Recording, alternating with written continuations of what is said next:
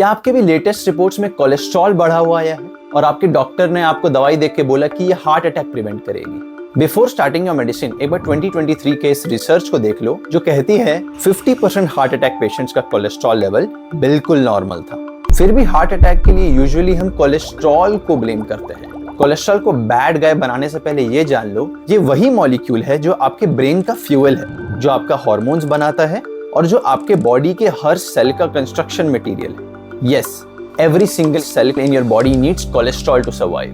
फिर भी दुनिया भर में हर दूसरे मिनट एक आदमी को स्टैटिन्स दे दी जाती है कोलेस्ट्रॉल कम करने के लिए, सिर्फ एक रिपोर्ट के बेसिस पर। But here's the twist, statins आपके ब्लड में कोलेस्ट्रॉल कम तो करते हैं बट वो रूट कॉज पे वर्क नहीं करते। और आयरनी देखिए, जिस इंसान का कोलेस्ट्रॉल लेवल नॉर्मल था वो भी हॉस्पिटल में एडमिट हुआ। तो फिर असली कल्प्रिट कौन है? क्या हमें कोलेस्ट्रॉल से डरना चाहिए या उसे समझना चाहिए? हाय, आई एम ऋत्विक सेठ, अ nutrition consultant and a lifestyle coach who has transformed hundreds of lives through nutrition and mindset. This video isn't about giving you false hope. इस वीडियो में हम कोलेस्ट्रॉल का सच समझने वाले हैं and at the end I will also give you a roadmap on how to naturally decrease cholesterol in your bloodstreams without any medications. Because the truth is, it's not about lowering your numbers, it's about healing your arteries, and that can only happen from inside out. Let's understand why and how. अब आपने ये कई बार सुना होगा कि eggs खाने से, घी खाने से या बटर खाने से कोलेस्ट्रॉल बढ़ जाता है, पर सच ये है कि आपका खुद का लिवर रोजाना कोलेस्ट्रॉल बनाता है, और वो भी थोड़ा नहीं। 80% of the total cholesterol is made in the liver itself. और जब आप कोलेस्ट्रॉल अपनी डाइट से कम लेते हैं तो ये लिवर इसकी प्रोडक्शन इंक्रीज कर देता है। बट क्यों? क्योंकि आपकी बॉडी को इसकी जरूरत है। कोलेस्ट्रॉल मेजरली इन 3 फंक्शंस में काम आता है। पहला, सेल्स की फ्लेक्सिबिलिटी और प्रोटेक्शन में। कोलेस्ट्रॉल डिसाइड करता है कि कौन से न्यूट्रिएंट्स आपके सेल्स में एंटर करेंगे and it also acts as a wall to protect the cells from damage.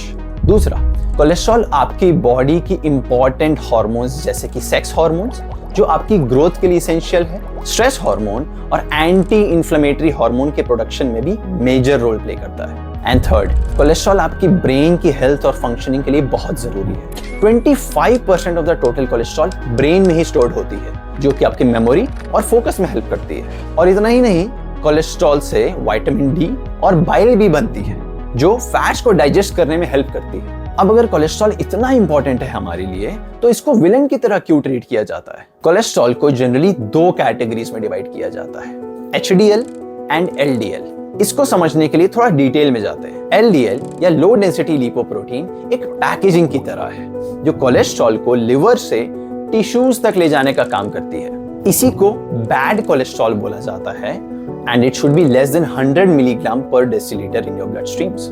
और HDL यानी high density lipoprotein excess cholesterol को टिश्यूज से लिवर में लाने का काम करती है। इसको गुड कोलेस्ट्रॉल बोला जाता है and it should be more than 40 mg per decilitre in your blood streams. But in reality there is no such thing as good cholesterol and bad cholesterol. दोनों HDL और LDL अपना अपना important role play करते हैं। But फिर भी medical industry पिछले 50 साल से LDL को हार्ट अटैक से लिंक करती आ रही है। बट क्यों?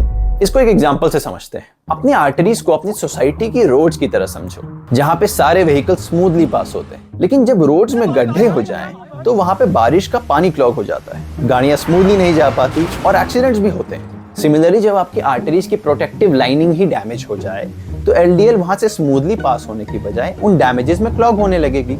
और अगर ये प्रोसेस रिपीट होता रहा तो ओवर टाइम LDL के बिल्डअप से क्लॉट बन जाती है जो आर्टरी को सडनली ब्लॉक कर सकती है, leading to a heart attack. So अब हम ये समझ गए कि प्रॉब्लम LDL या कोलेस्ट्रॉल नहीं है बल्कि डैमेज्ड आर्टरी है। तो इसको ठीक करने के लिए हमें जड़ तक जाना होगा कि ये आर्टरी डैमेज हुई कैसे। इसके पीछे भी मल्टीपल रीजंस हो सकते हैं and the most common one being high blood pressure. क्योंकि ब्लड प्रेशर ज्यादा है, over a period of time it brings small tears to the protective lining. दूसरा, स्मोकिंग की वजह से टॉक्सिन्स जैसे कि निकोटीन और कार्बन मोनोऑक्साइड डायरेक्टली इस लाइनिंग को रफ और इन्फ्लेम करते हैं। तीसरा, diet high in sugar and processed food causes insulin spike in the blood streams leading to weekend endothelium. चौथा, ऑक्सीडेशन, पॉल्यूशन की वजह से, ट्रांस फैट्स कंज्यूम करने की वजह से और सीड ऑयल्स की वजह से वहां प्लैक की फॉर्मेशन भी हो जाती है। Last but not the least is stress. Chronic stress releases cortisol hormone जो ब्लड प्रेशर और इन्फ्लेमेशन इंक्रीज करता है, leading to disrupted protective lining. You see, ये पूरा इशू कहीं ना कहीं हमारे लाइफस्टाइल से लिंक्ड है। Pollution, stress, smoking, processed foods, इन सबको ठीक करना मतलब अपनी लाइफ को ही ट्रांसफॉर्म करना। But since medical science can not transform your lifestyle, they offer you drugs आपके कोलेस्ट्रॉल लेवल्स कम करने के लिए, जिससे शॉर्ट टर्म में रिलीफ तो मिल जाएगा बट आपकी प्रॉब्लम जड़ से नहीं खत्म होगी।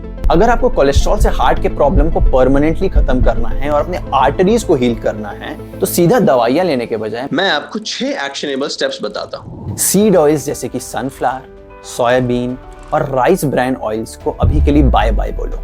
इनकी जगह कोल्ड प्रेस्ड कोकोनट ऑयल या एक्स्ट्रा वर्जिन ऑलिव ऑयल ही यूज करो कुकिंग पर्पस के लिए। शुगर और प्रोसेस्ड फूड कम करो।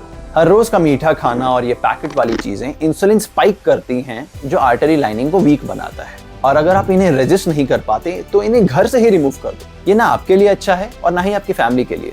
Instead diet high in fibres, complex carbohydrates और लीन प्रोटीन्स को ज्यादा इंक्लूड करो, जो कि आपको लंबे समय तक सटाइटी देगी और आपको स्नैकिंग करने का भी मन नहीं करेगा।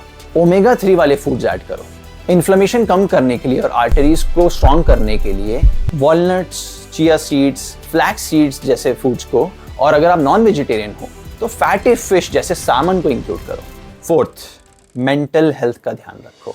स्ट्रेस से कॉर्टिसोल बढ़ता है, जो कि बीपी और इन्फ्लेमेशन दोनों इंक्रीज करता है। बट स्ट्रेस मैनेज करना इतना भी आसान नहीं। But at least starting your journey with 5 minutes of pranayama जैसे कि कपालभाति और अनुलोम विलोम आपके नर्वस सिस्टम को काम करेंगे। फिफ्थ, रोज बॉडी को मूव करो। ज्यादा देर तक बैठना सर्कुलेशन और आर्टरी हेल्थ दोनों के लिए हार्मफुल है। सिर्फ 30 मिनट्स का ब्रिस्क वॉक भी आपके सर्कुलेशन को बैलेंस्ड रखेगा। एंड सिक्स्थ, स्मार्ट टेस्टिंग करो। सिर्फ कोलेस्ट्रॉल की रिपोर्ट पे मत टिके रहो। अगर आप 35 के ऊपर हो और फैमिली हिस्ट्री है हार्ट डिजीजेस की, तो सीटी कोरोनरी एंजियोग्राफी आपकी आर्टरीज की हेल्थ को अर्ली डिटेक्ट करने में हेल्प करेगी। रिमेंबर, प्रिवेंशन से अच्छा कोई क्योर नहीं। अगर आपको ये जर्नी वैल्यूएबल लगी तो अपने दोस्तों और फैमिली के साथ ये वीडियो शेयर करो, क्योंकि हेल्थ सिर्फ एक पर्सनल जर्नी नहीं है, ये कलेक्टिव अवेकनिंग है। मिलता हूं मैं आपसे नेक्स्ट वीडियो में। ओम नमः शिवाय।